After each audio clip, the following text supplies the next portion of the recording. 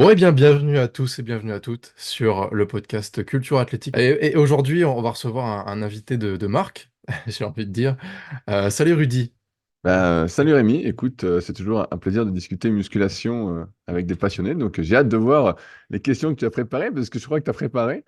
Je suis pas habitué aujourd'hui à vraiment faire des interviews préparées, mais je t'écoute, je suis prêt pour tout.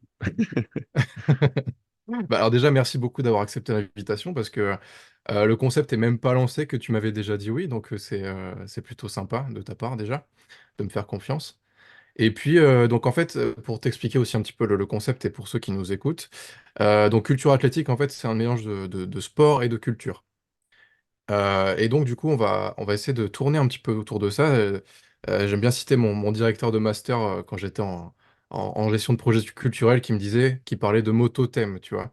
Et du coup, on va essayer de tourner un petit peu autour du mot culture et tout ce qu'il peut dire et tout ce qu'il veut dire dans son sens étymologique et dans son sens global, voilà.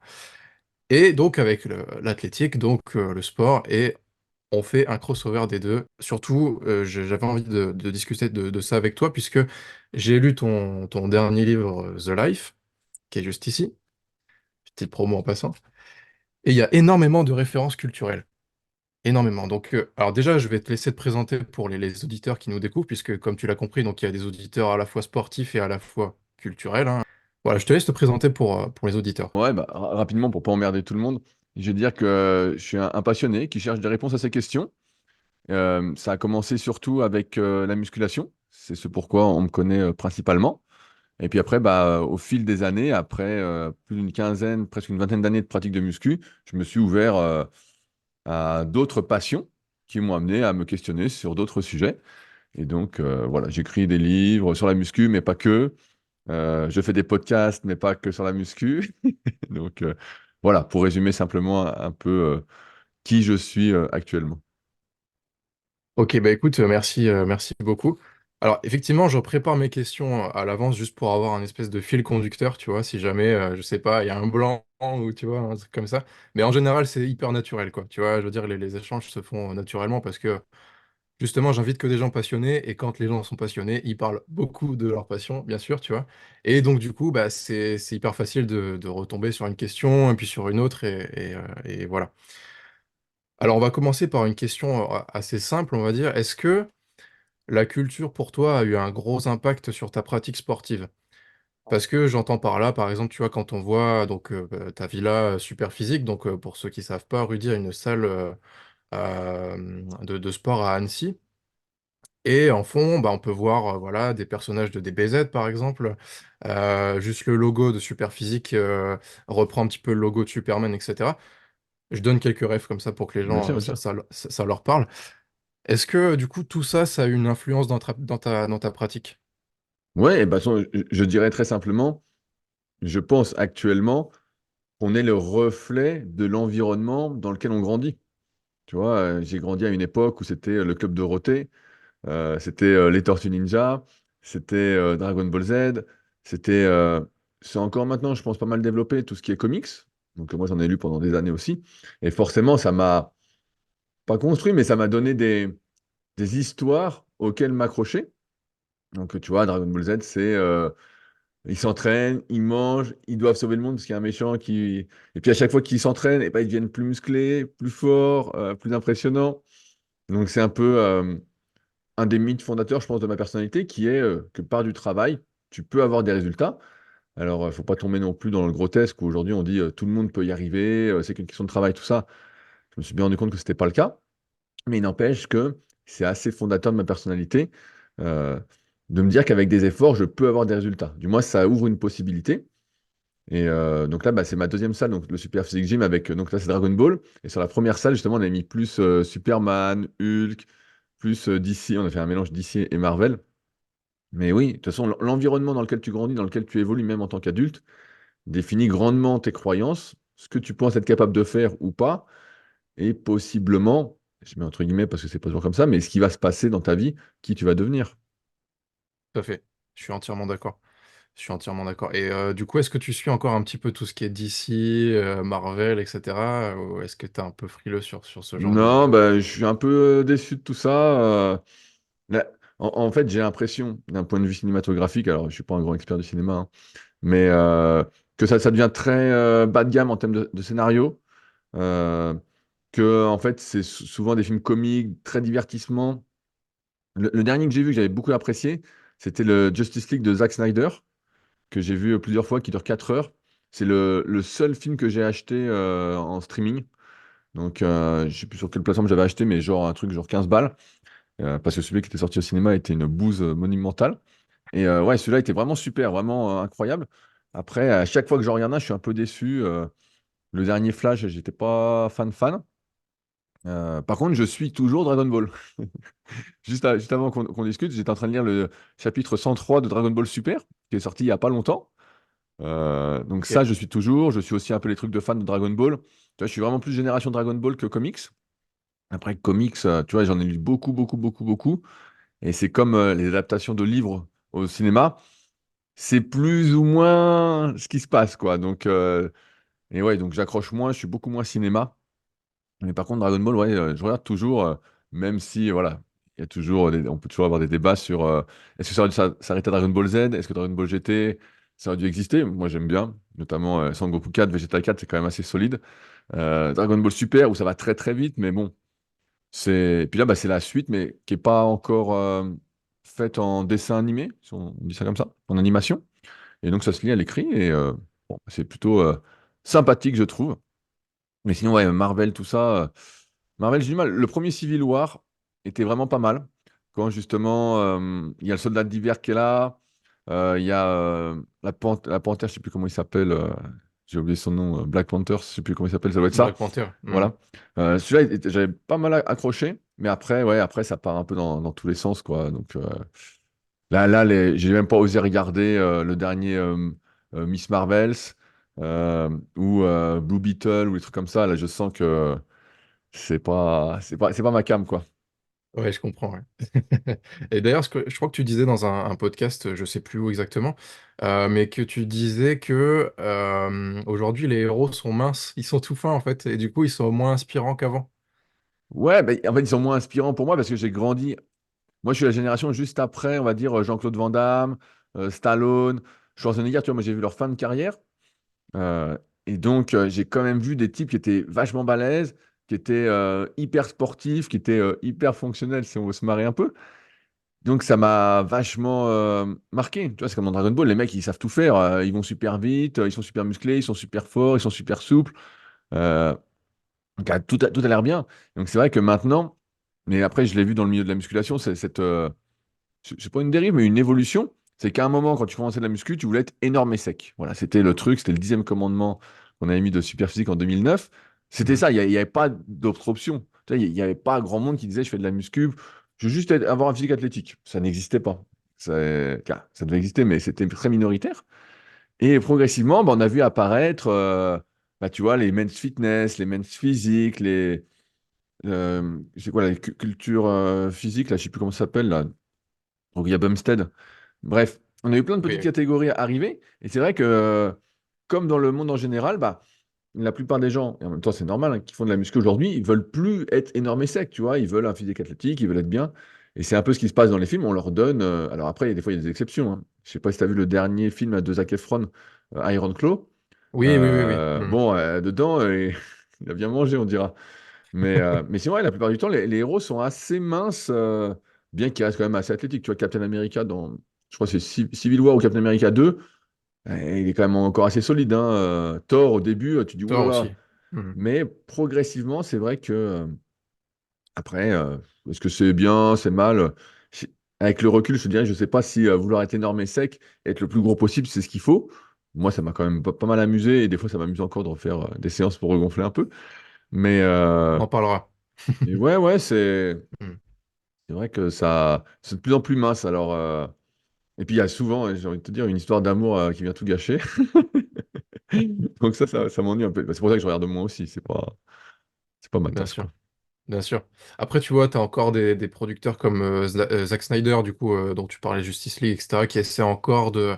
Je sais pas si tu as vu Rebel Moon, son film sur Netflix, où tu vois encore quelques physiques assez sympas, quoi. J'ai pas osé, c'est bien, ça se regarde? C'est c'est discutable. Disons que le scénario, etc., c'est pas terrible. La forme peut donner envie, je pense.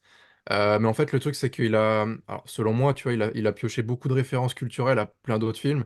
Il y a plein de, tu vois des Star Wars, tu vois du Harry Potter, tu vois, enfin, il a pioché dans beaucoup d'univers et du coup, ça fait un condensé de tout, tu vois. Et en fait, bon, mais tu vois, c'est un peu le mec qui, quand même, a encore les couilles, si j'ose dire, de produire des films un peu comme ça, tu vois, où tu vois des gros physiques, bah, à la 300, hein, typiquement, tu vois, c'est lui qui avait produit 300, tu vois.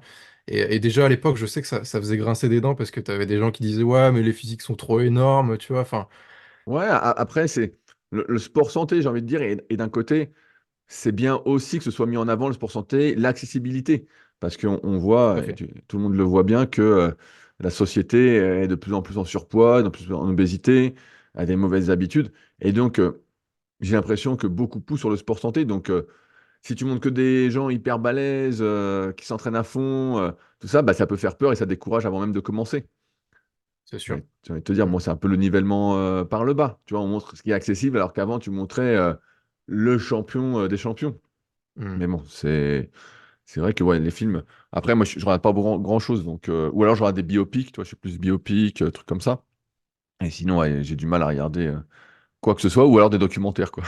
Ou des documentaires sur les sportifs, mais pas que. Mais pour que j'ai l'impression que ça me tire vers le haut. Si ça me tire vers le bas, je vais pas tenir bien longtemps, quoi.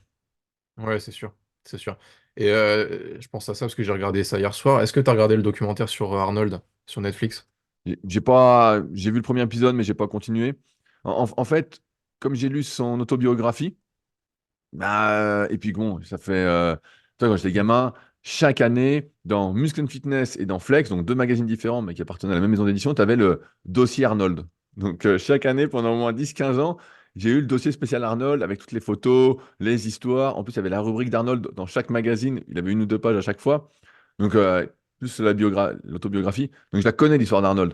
Donc, quand je vois ça, ouais, j'arrive pas à accrocher parce que j'ai l'impression de savoir déjà tout ça. Tu vois, de l'avoir déjà vu. Mm. Donc, j'ai juste regardé le premier épisode en me forçant un peu.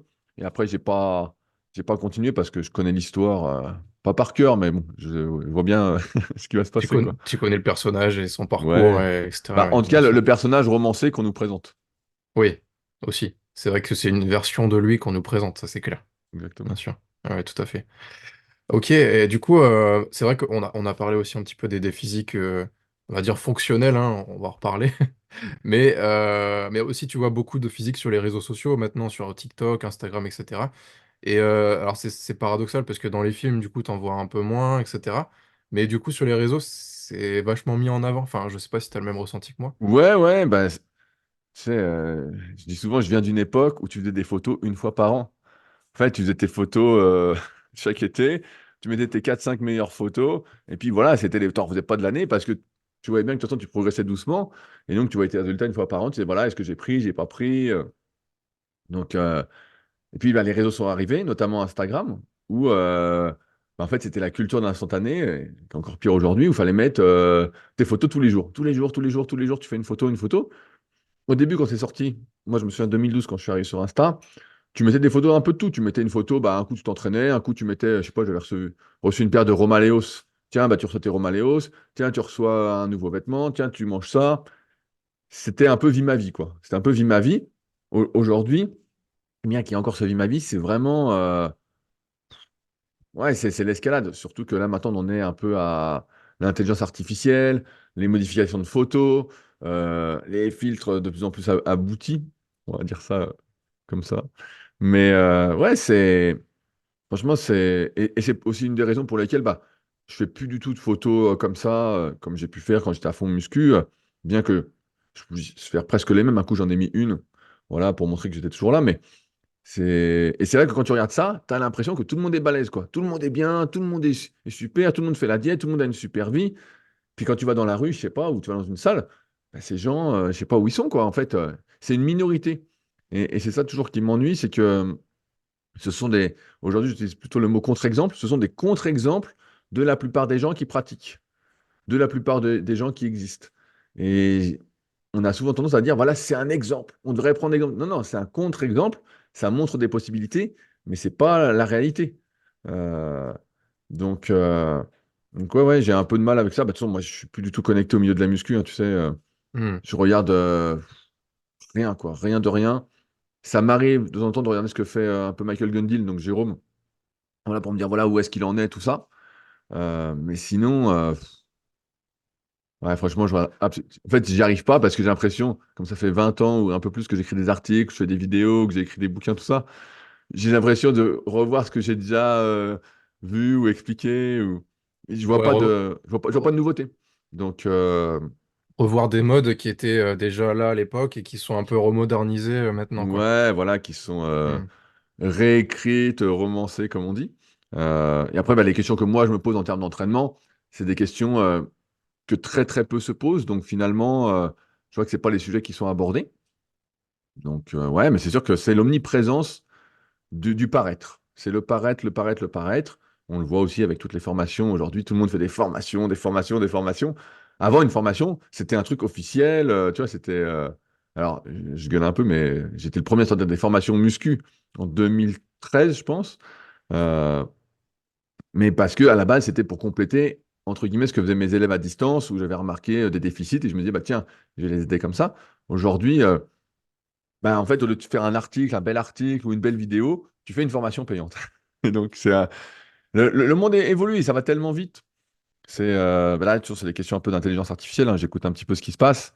Et c'est Hmm. vrai que moi, c'est quelque chose dans lequel je ne souhaite pas aller, parce que j'ai l'impression que ça pousse à l'économie de la réflexion. Ça pousse à devenir de plus en plus bête. Déjà, avec toute la surinformation, ça ne pousse pas à aller chercher l'information. Et il y a une grosse différence entre l'information qui te tombe dans le bec et aller chercher l'information en termes d'apprentissage, de réflexion, de connexion.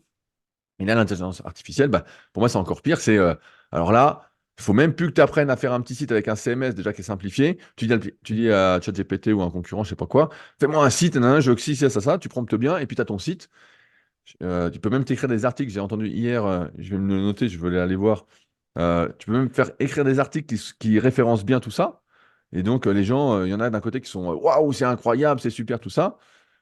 Moi, c'est pas du tout ma philosophie, en tout cas actuelle, de me faciliter la vie. Je trouve qu'elle est déjà très, très facilitée.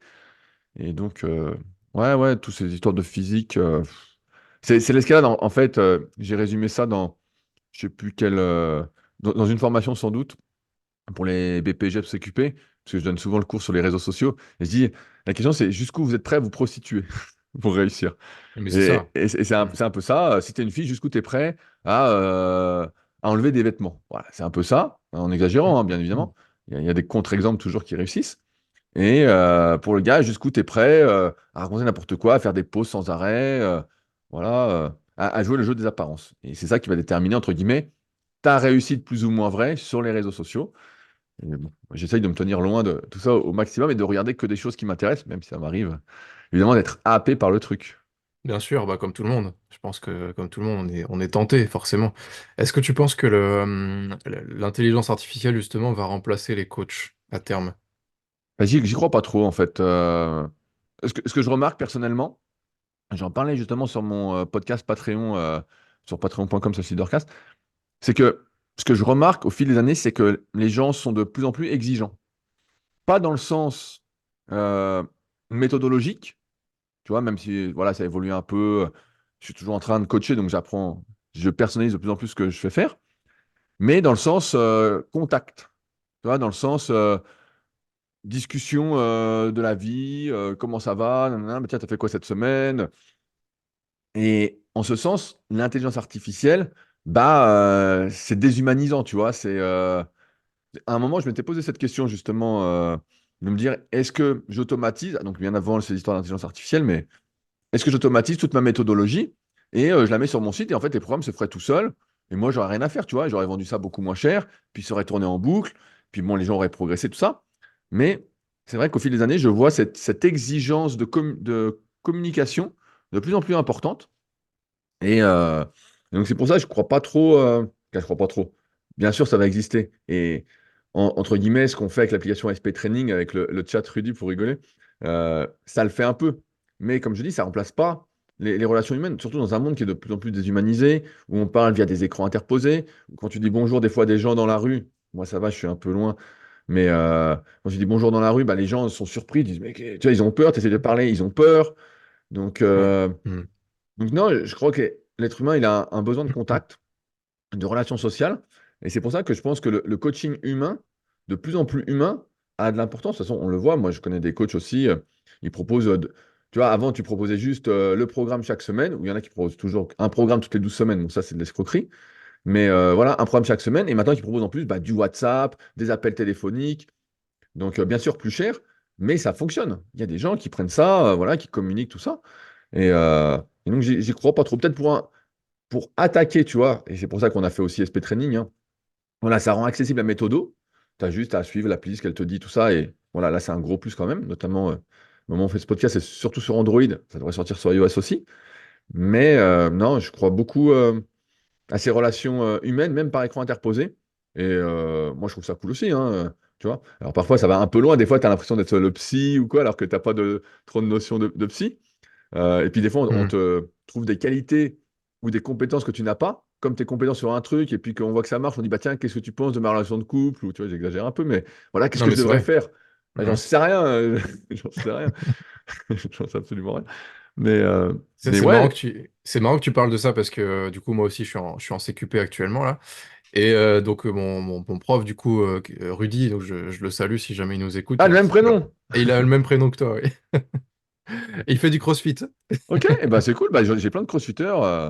Bien sûr, ah ouais, non, non, mais justement, je vais y venir sur la pratique du CrossFit, etc. Mais du coup, il nous disait que d'abord, avant tout, un coach, ça doit être sympa. Bien Voilà. sûr, bah c'est vrai. Et l'intelligence artificielle n'est pas sympa. Voilà. Tu vois, Pour tu peux pas être l'instant, sympa. pour Pour l'instant, mais l'instant, elle va apprendre à te décrypter progressivement. Tu sais, c'est comme le film Her, H-E-R. Je oui. sais pas si tu l'as déjà vu, mais c'est un peu ça. Tu vois, ça va devenir très personnalisé à un moment. Tu vas avoir ton intelligence artificielle à toi, via un abonnement ou pas, qui va te dire ce que tu veux entendre, quand tu veux entendre, qui va tout. Ça, c'est des données, en fait, hein. Et ils vont te dire, toi, voilà, tac, tac, tac, tac, il y aura un plan de ta personnalité. Et ils vont savoir mieux que toi comment tu es, et puis ça va se faire. Mais ça remplace pas le côté humain, ça remplace pas. Et c'est vrai, il a raison, hein. J'avais interviewé mon pote Sofiane, qui donne aussi des cours CQP, BPJEPS, tout ça, et il fait des vrais one-man show, quoi. Vraiment, c'est, on rigole bien, il aime bien bouger dans tous les sens. Il pourrait faire des spectacles. Et c'est vrai, c'est lui qui est préparateur physique en ski. Euh, il me disait, il me dit en fait, c'est le relationnel, quoi. C'est t'es sympa, tu fais tes trucs. Bien sûr, il y a les compétences, après les connaissances de ce qu'il faut faire, tout ça. Bien qu'on marche sur des œufs, on teste des hypothèses, on voit où ça mène. Des fois, ça marche bien, des fois, ça marche pas. Voilà. Mais c'est ça. J'en dis à chaque fois. C'est, je reviens sur ce que je disais tout à l'heure, c'est un monde d'apparence, en fait. Donc, si t'es pas sympa, t'as pas le look du coach, si on parle de coaching, t'as pas le look de ce que tu es et de ce que tu proposes, ben, en fait, c'est mort, quoi. Ouais, de toute façon, le coaching individualisé, si t'es en one-to-one et que c'est un truc régulier, en fait, oui, c'est que de l'humain. Bon, et c'est pas, tu vois, le programme, tu peux essayer de faire des trucs, essayer d'avoir un peu d'ingéniosité. Mais en fait, c'est pour ça que tu vois, tu parles des CrossFit, c'est pour ça que les box, elles marchent. Parce qu'en fait, tu arrives, c'est une ambiance. Tu viens pour une ambiance, pour un effet de groupe, tu te fais des potes, tu fais des repas, Mhm. c'est un ensemble. La muscu a pas réussi à faire ça dans la muscu classique. J'avais essayé de le faire avec le club super physique. Ça marchait plus ou moins bien. Je peux pas dire que c'était une réussite entrepreneuriale, mais voilà, on était un bon groupe, on était plus d'une centaine. Voilà, donc c'était bien. Mais le fait de partager des efforts ensemble comme au CrossFit, bah, lie le truc et donc te soude plus facilement. Mais oui, de toute façon, si t'es pas sympa, alors après pareil, il y a être sympa et être sympa. T'es sympa vis-à-vis de certaines personnes, et puis il y en a d'autres avec qui ça va pas marcher, ça va pas accrocher, mais c'est pas grave. C'est la vie. Tu peux pas plaire à tout le monde, tu peux pas t'entendre avec tout le monde. Bien sûr. Et voilà, il faut l'accepter, c'est pas très important. Ni être psychologue comme tu l'as dit, oui, c'est Ouais, mais vrai que voilà, voilà. ça, pas tomber là-dedans, hein, c'est clair. Tout à fait. Tout à fait. Et donc, du coup, je rebondis du coup un petit peu sur ça. Donc voilà, tu es plutôt adepte donc de la musculation, donc tu nous l'as dit. Euh, Est-ce que toi tu vois des nouveaux défis, des nouvelles évolutions dans ce monde-là, dans les années à venir? Qu'est-ce qui pour toi qu'est-ce qui va primer dans l'évolution, à part l'intelligence artificielle dont on a parlé assez largement maintenant? Mais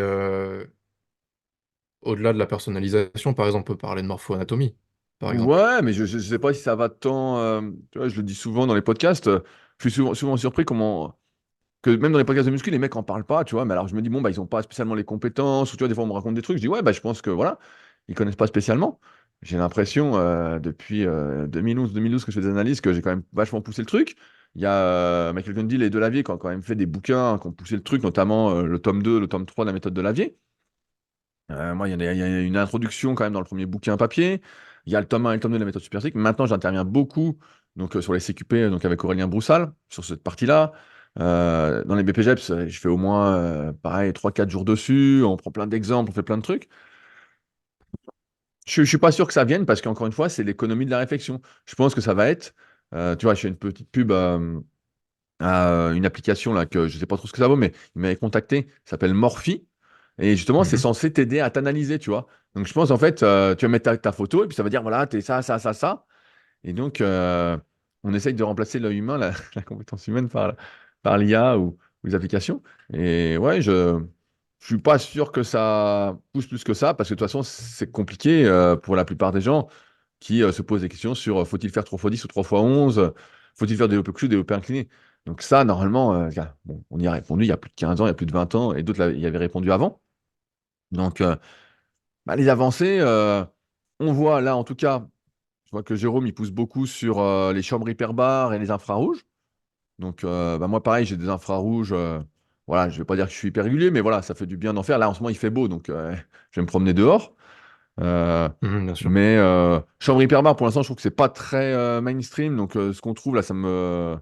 Enfin, faut mettre un sacré billet pour avoir un vrai beau truc. Je me vois pas me mettre dans le truc qu'il a. Voilà, ça me plaît pas trop. Donc, ça. Après, en fait, comme je suis pas du tout à la recherche, pendant que j'ai décroché aussi, je sais pas comment c'est étudié, tu vois, comment sont étudiés les récepteurs, leur sensibilité, leur affinité. Est-ce qu'on peut, par quelle méthodologie, on peut développer plus de récepteurs et qu'ils soient plus sensibles ou pas? Et quelles sont les interférences vis-à-vis d'autres? Et moi, j'ai quand même cette sensation que tout est très individuel au fur et à mesure que je coach, que tout est quand même très, très individuel. Des fois, tu as des gens, tu fais un truc, paf, et puis d'autres, il faut faire beaucoup plus ou vraiment de manière différente. Il y a des bases communes, la progression, voilà. Mais en muscu, j'ai pas l'impression que, comme je ne suis pas trop à la recherche, qu'il va y avoir d'avancées. Il faut se dire aussi qu'on est dans un monde où la plupart des gens, ils ont 3 fois 45 minutes, 1 heure pour s'entraîner par semaine. Voilà, des fois, ils ont 1h15, et des fois, ils ont 4 séances, mais ça s'arrête là. Et forcément, c'est très limité. Parce que si tu veux vraiment, vraiment t'entraîner, c'est un des premiers cours que je fais sur l'échauffement, bah, ton échauffement, c'est 30 minutes. Et 30 minutes, donc tu as déjà bouffé la moitié de ta séance.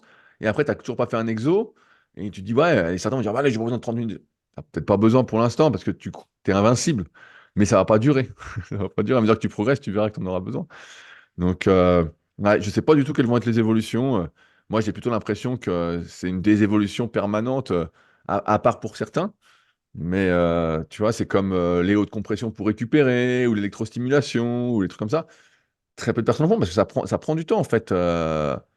Et donc, c'est toujours le coût bénéfice-inconvénient. Ce que tu fais en plus, est-ce que ça ne génère pas trop de fatigue? Puis bon, ouais, je ne sais pas trop quelles vont être les évolutions. Je suis pas, je vais pas dire que je suis serein ou positif ou quoi, mais on voit bien que n'importe qui écrit n'importe quoi et que là, avec l'intelligence artificielle, bah, ça va être ça, hein, ça va remplacer des rédacteurs web.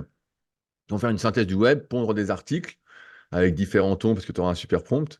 Et voilà, ça va être. Déjà que le net, en rigolant, on disait que c'était une poubelle de merde, mais là, ça va être encore pire, quoi. Donc, je ne sais pas trop comment ça va évoluer. Encore une fois, je pense que je fais mon truc et puis voilà. Je ne sais pas trop ce qui se passe autour, mais des fois, je tombe sur des vidéos un peu gratinées. Rien que je vois le titre, je dis, oh là là, je vais pas cliquer, ça sert à rien.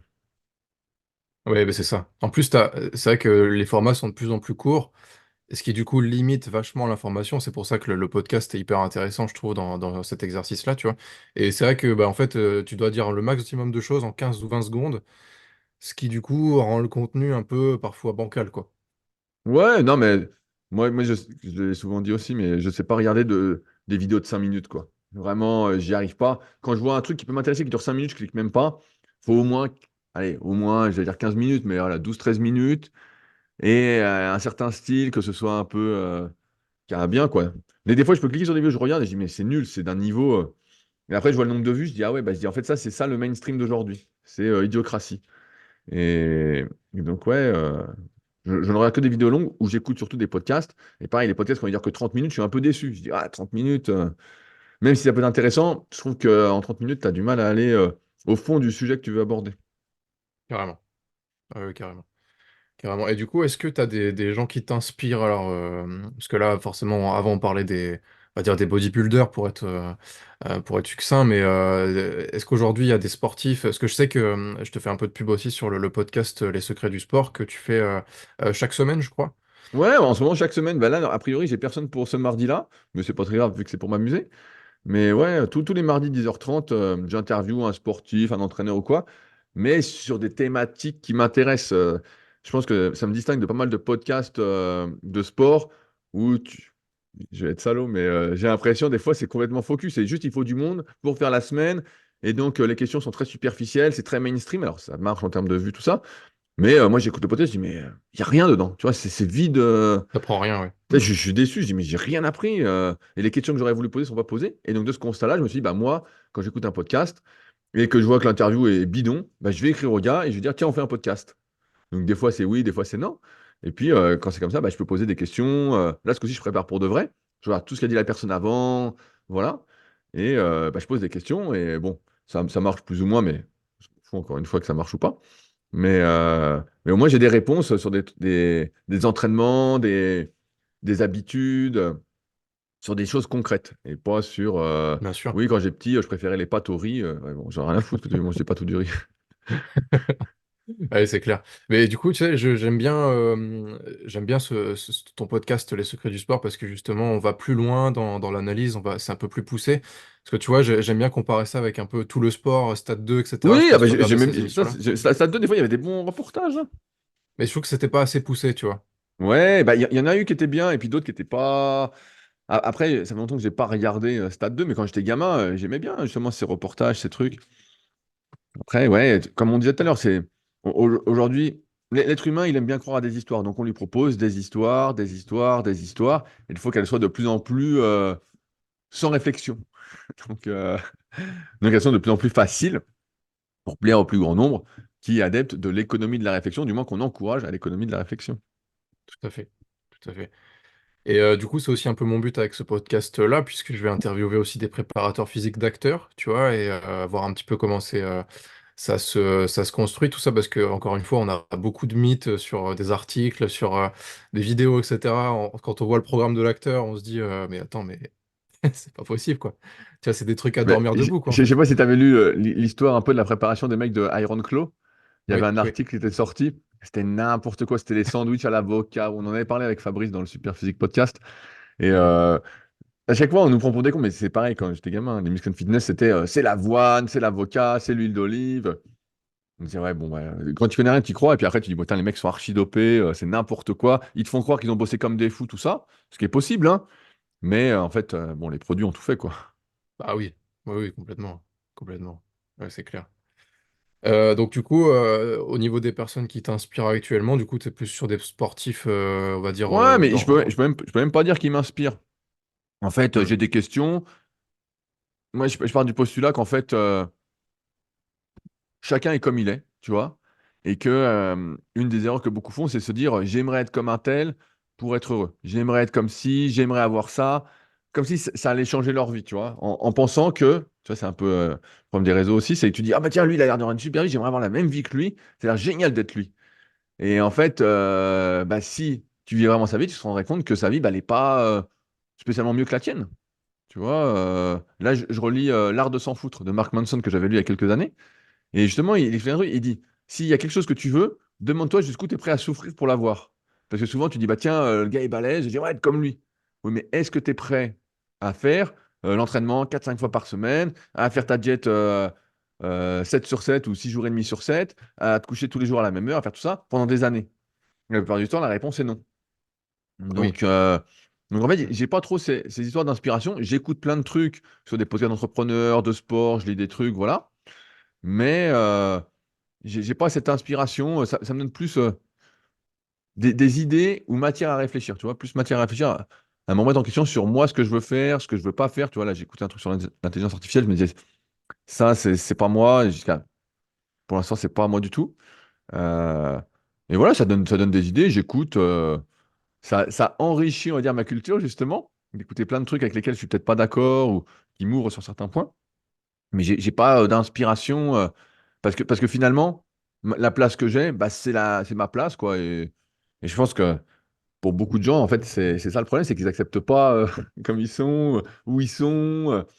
Alors que voilà, en fait, c'est comme ça. Et après, tu peux effectivement, je ne veux pas dire t'inspirer, mais voilà, avoir des idées, dire tiens, bah lui, il fait ça comme ça, pourquoi il fait ça, et moi, pourquoi je ferais ci. C'est un peu leadercast, hein. Je fais mon podcast le mercredi, où je dis bah voilà, moi, Mhm. je fais comme ça.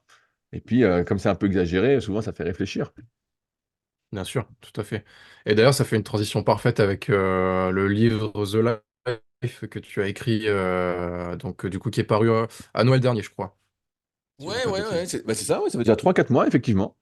Et donc du coup, parce que je sais que tu avais déjà écrit un premier bouquin, donc c'était The Leader Project, je Ouais, crois, ouais, qui était plus orienté. En fait, j'avais donné une qui conférence était à un petit peu sur Paris. les mêmes thématiques. Ouais, j'avais donné une conférence à Paris sur comment vivre de sa passion, comment entreprendre. Et en fait, suite à ça, je m'étais dit, ah bah tiens, j'écrirais bien un bouquin sur le sujet, parce que tout le monde ne va pas se déplacer, tout le monde ne va pas faire 500 bandes pour venir me voir. Et donc j'avais écrit ce bouquin-là, qui est, je pense, à ce jour mon meilleur bouquin, je le dis souvent. Donc forcément, comme c'est pour gagner de l'argent, bah, je l'ai mis un peu plus cher, donc je pense que c'est aussi ce qui limite un peu les ventes. Mais je ne crois pas qu'il y ait un seul déçu de ce bouquin. D'ailleurs, il y a des écoles de kiné, notamment Training Therapy, qui en avaient acheté pour tous ces élèves. Donc plutôt cool. Et donc là, bah ouais, The Life. Donc là, c'est plus, on va dire, sur comment être heureux, tu vois, comment remettre en question pas mal de conventions sociales auxquelles parfois on croit par défaut ou qu'on nous a inculqué via notre environnement, notre éducation, tout ça, et qui sont encore colportés en fonction d'où tu es, et de se dire, bah voilà, est-ce que ça me correspond ou pas? Et bah, je déconstruis, j'ai l'impression de déconstruire pas mal de choses. Et en même temps, bah, c'était un travail entre guillemets sur moi-même de me dire, voilà, qu'est-ce qui me définit aujourd'hui? Qui suis-je aujourd'hui? Et bah, ça marche plutôt bien. Du moins, il y a eu le lancement. Après, c'est un petit livre, hein, c'est pas destiné au grand public. Comme je l'ai dit au lancement, je dis, si vous n'écoutez pas Leadercast et que vous ne me suivez pas régulièrement, ne l'achetez pas. Ça va être un peu dur à entendre, à lire en tout cas. Donc ouais, ouais, bah, je suis assez content de ce que ça s'est vendu. Ça continue de se vendre un petit peu. Mais bon, ce qui se vend le plus, évidemment, c'est les bouquins de muscu, hein.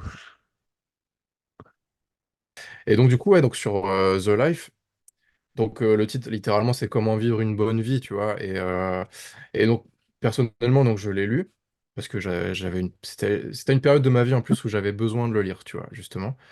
Et ça tombait à un point nommé.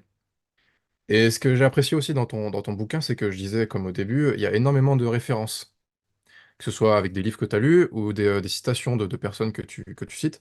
Et notamment, j'ai retenu un espèce de conte de Charles Brulard qui s'appelle Les Trois Portes de la Sagesse. Ah oui, qui est super, oui, effectivement.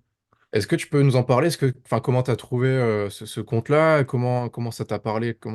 Et ben, en fait, c'est un de mes élèves en coaching en muscu. Je pense que c'est Mourad, donc je sais pas s'il écoutera ce podcast, que j'ai toujours en élève, qui est médecin. Et bref, et il m'a un coup, on discutait, et puis il m'avait envoyé ça. Et donc, bah, ce compte, je l'envoie souvent aux gens qui sont énervés contre le monde.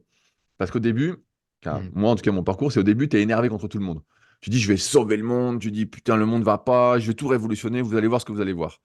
Et puis bon, à un moment, tu te rends compte, tu vois, tu peux tenir comme ça, il y a des gens qui tiennent comme ça indéfiniment, hein. Et après, tu te rends compte que bah, ça marche pas, quoi. En fait, ça marche pas du tout.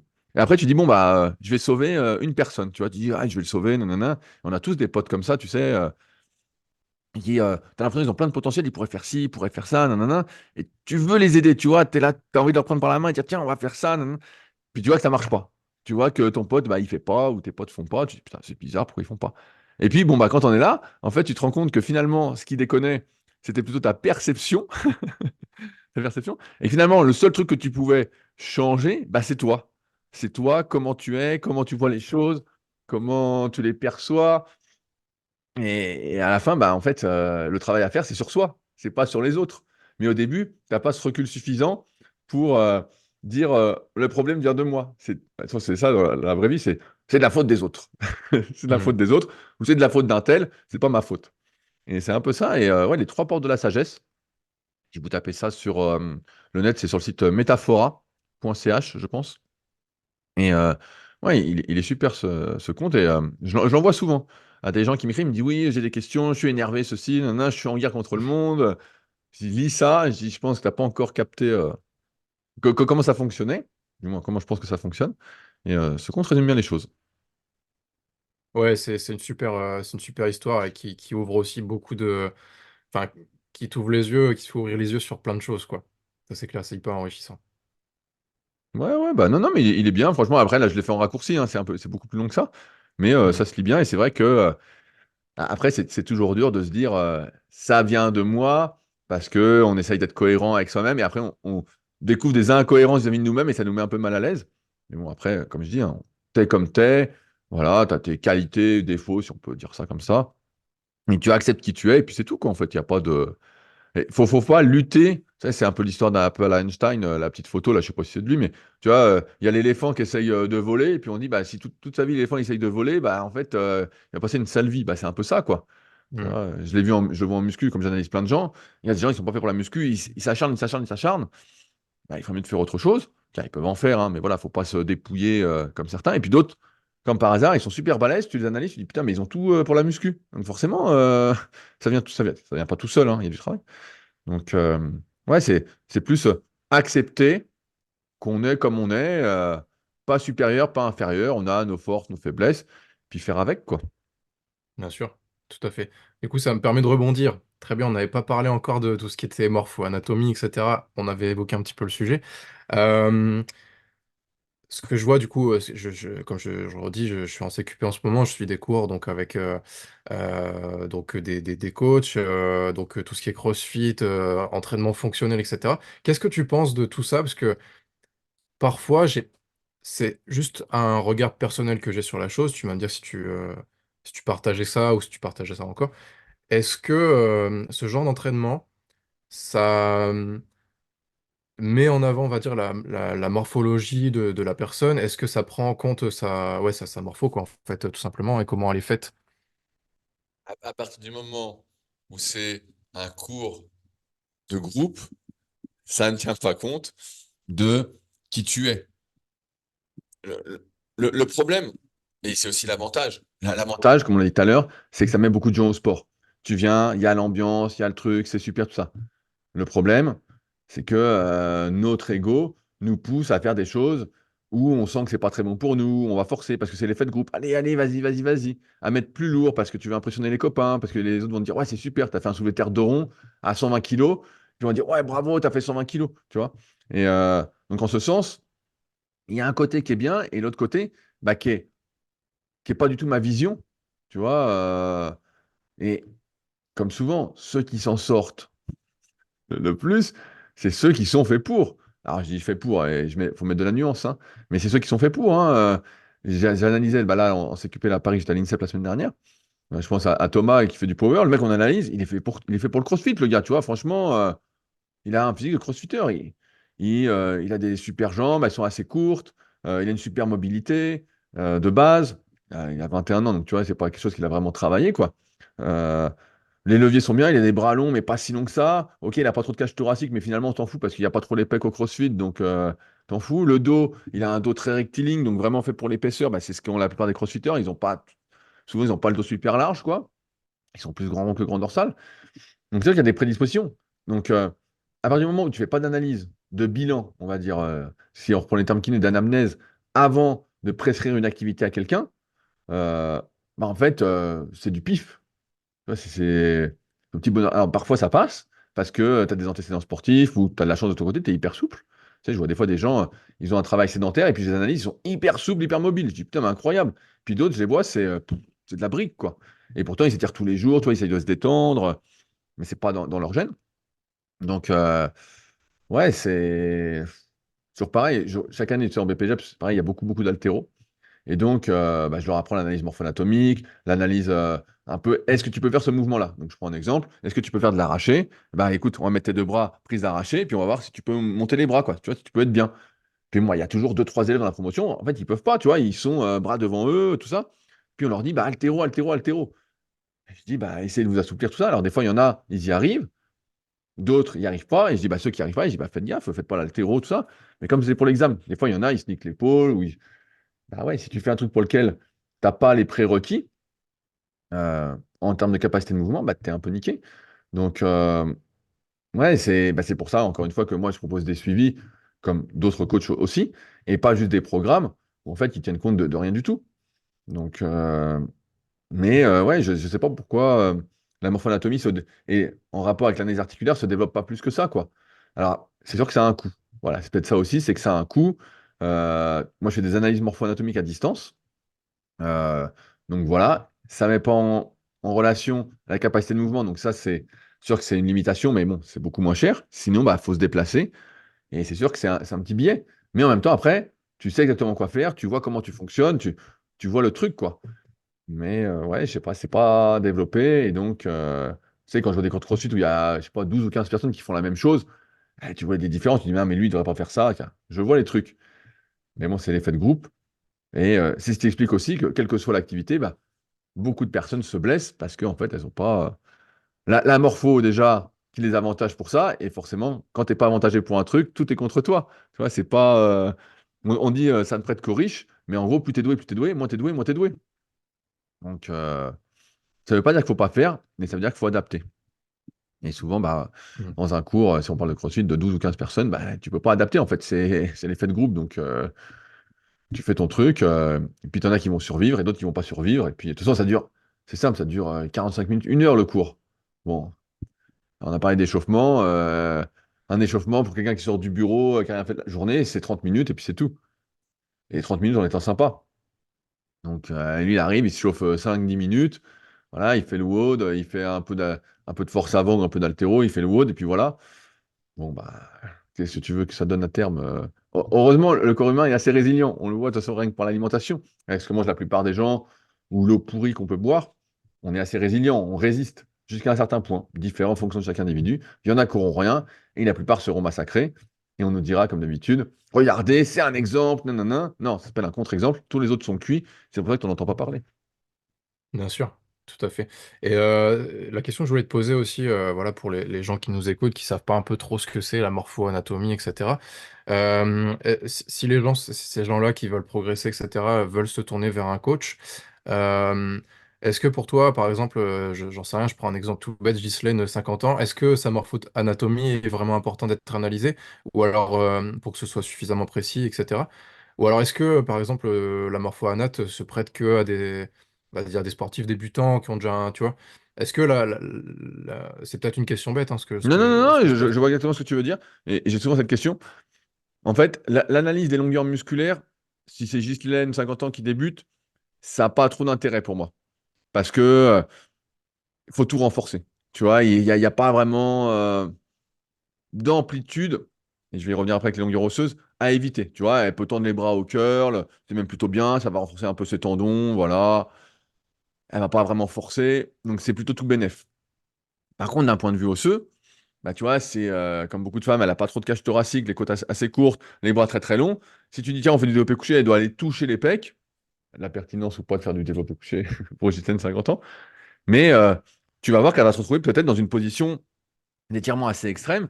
Et ça n'a pas d'intérêt. Tu vois, de se dire, c'est pareil, c'est le truc dans lequel tu tombes. Tout le monde dit, tu dois pouvoir toucher la barre de développé couché sur les pecs. Mais sauf que si tu emmènes le coude, tu as limite les deux coudes qui se touchent dans le dos. Bah là, tu es en position d'étirement. C'est la règle physiologique de base de la relation tension-longueur, voilà, qui dit que quand un muscle est trop étiré ou trop raccourci, il n'a pas de force, il ne peut pas exprimer beaucoup de force en tout cas. Peu de peuvent se connecter, on va dire. Et ça, c'est des positions qu'il faut éviter, d'autant plus que dans la vie de tous les jours, jamais tu auras les deux coudes qui se touchent dans le dos. Donc dire, oui, je veux me renforcer sur toute l'amplitude, nanana, ça dépend de ce que tu veux faire. Tu vois, il y a encore une fois une mise en relation, une mise en contexte qui va déterminer ce que tu peux faire. Donc pour moi, l'analyse osseuse, elle me semble hyper intéressante. Mais surtout, derrière, c'est est-ce que ta mobilité, ta souplesse permet à ta morphologie osseuse de t'exprimer ou pas? Et donc, c'est un peu ça la question à se poser. C'est comment je suis capable de bouger? Tu vois, est-ce que la personne est capable, je prends un exemple à con, de faire un squat à vide ou pas? Oui, non, avec le dos rond, pas le dos rond, tout ça. Et en fonction, bah, tu adaptes l'entraînement. Quelle amplitude? Moi, j'aime bien ce truc de régresser pour progresser. même si ça veut faire mal à l'ego. Mais c'est ça, en fait, c'est régresser pour progresser. Donc, moi, je dirais que ça a du sens au moins de voir comment bouge la personne, qu'est-ce qu'elle peut faire, qu'est-ce qu'elle peut pas faire, pour pas lui préconiser des exercices qu'elle peut pas faire. Et comme je disais tout à l'heure, tu vois des très très longs fémurs, souvent ça va pas de pair avec une super mobilité de cheville. Donc tu regardes, tu dis, bon, ok, je vois ça. Après, quand tu as l'expérience, ça se fait assez rapidement. Tu vois, si tu mets quelqu'un, voilà, si on fait pas de discussion, si tout est fait par IA, voilà, franchement, allez, en 30 minutes, je fais tout. Mais sinon, ouais, il faut plus de temps. Et après, toujours pareil, comme je disais, c'est un certain coût, ça prend du temps, il faut le vendre. La plupart des gens, ils viennent. Tu vois, je dis souvent, il y a des gens, en fait, ce qu'il faudrait qu'ils fassent, c'est peut-être juste des séances d'étirement, tu vois, des séances de mobilité. S'échauffer, faire un peu de cardio, un peu de mobilité. Mais la plupart, ils veulent se dépenser, des nouveaux exercices. C'est pas pour rien que les cours de HIIT en vidéo sur YouTube, bah, elles cartonnent. Tu vois, j'ai des copains qui font ça, c'est leur truc, hein. Et voilà, ça cartonne. Maintenant, est-ce que c'est la meilleure chose à faire? Non. Est-ce que c'est mieux que rien? Bah oui. Est-ce que c'est ce vers quoi je pense qu'on va évoluer cette personnalisation? Bah non, tu vois, j'y crois pas du tout. C'est la culture de masse, quoi. Si C'est quelqu'un fait ça. quelque chose, il faut que tu puisses le faire. Voilà, c'est ça, malheureusement, le credo du moment. Donc du coup, par rapport à tout ça, cela donc je vais être en stage avec Bastien, qui pareil, je fais un petit coucou s'il nous écoute, donc dans sa salle privée, où il fait faire du coup plutôt de l'entraînement fonctionnel, tu vois, donc pour travailler le grip, pour travailler, tu vois, pour des gens qui sont un peu plus lambda, entre guillemets, qui ont besoin un petit peu de force dans les avant-bras pour porter leurs courses, tu vois, ce genre de choses. Qu'est-ce que tu penses de cet entraînement un petit peu fonctionnel pour des personnes qui, voilà, qui démarrent le sport ou, tu vois, qui ont 30, 40, 50 ans, quoi, parce que c'est sa clientèle, Ouais, globalement. mais je sais pas trop quoi en penser. C'est sûr que le grip, souvent, on nous ressort le même truc. Oui, si vous n'avez pas de grippe, c'est un facteur de mortalité. Non, mais des facteurs de mortalité, il y en a 200, il y en a 300, tu vois. Donc, bah, je sais pas. Après, ça dépend de ce que c'est, le fonctionnel, comment est mis en place le programme, par rapport à quoi, qu'est-ce que tu fais. Ça, c'est difficile de se prononcer. Fonctionnel ou même musculation, c'est tellement générique, ça veut pas dire grand-chose. Tu vois, Hmm. je te donne un exemple. Quand on faisait de la musculation début des années 2000, la question d'aller à l'échec, elle se posait, mais en fait, tout le monde forçait comme un malade. Tu vois, la plupart des gens qui étaient muscu, ils forçaient comme un malade. On se posait pas la question. Aujourd'hui, on a dit qu'il fallait pas aller à l'échec, et puis les gens disent, ah, faut surtout pas que je force. Ouais, mais bon, il y a quand même un entre-deux, tu vois. Donc aujourd'hui, quand les gens disent ils s'entraînent, moi, limite, des fois, c'est des séries d'échauffement que je vois. Et c'est normal. Ils vont progresser, s'ils sont motivés, ils vont forcer de plus en plus, ça va aller. Mais pour ça, le fonctionnel, bah, je sais pas, ça dépend quel est le programme pour qui. À partir du moment pour moi où il y a un bilan qui est fait en amont, tu regardes comment est fait la personne, voilà, puis t'adaptes progressivement, et bah pour moi ça me paraît très bien. Après, fonctionnel ou pas, pour moi c'est juste de la musculation au sens large, quoi. Oui, du renforcement dans tous les cas, quoi. Voilà, ouais, ben oui, oui, de toute façon c'est que du renforcement. Tu sais, souvent on parle de prévention des blessures, de la préhab, de la réhab, tout ça. Mais en fait, quand tu fais de la musculation classique, au sens large, mais c'est déjà ça, hein. C'est Déjà juste de la que réhab. souvent, Hmm. on a associé la musculation classique avec pec biceps, alors que pas du tout. Ça peut être du grip, ça peut être des avant-bras, ça peut être des mollets, ça peut être de l'abduction de hanche. C'est aussi de la muscu, quoi. Tout à fait. Tout à fait, tout à fait. Bah écoute, merci beaucoup. Je vais te poser quelques petites questions de fin. Donc en rapport aussi avec les thématiques du podcast, la culture et le sport, etc. Parce que je sais que tu lis beaucoup, tu écoutes beaucoup de choses, etc. Est-ce qu'il y a un livre, un événement culturel, un film, peu importe, qui t'a marqué récemment? Est-ce que tu as... Ou récemment, je sais pas. En fait, je relis souvent des livres que j'ai que j'ai déjà lus. Je dis souvent qu'un bon livre, ça se lit plusieurs fois. Moi, je conseille souvent Le Guerrier Pacifique. J'avais bien aimé ce livre-là. Et il y a le téléfilm Peaceful Warrior.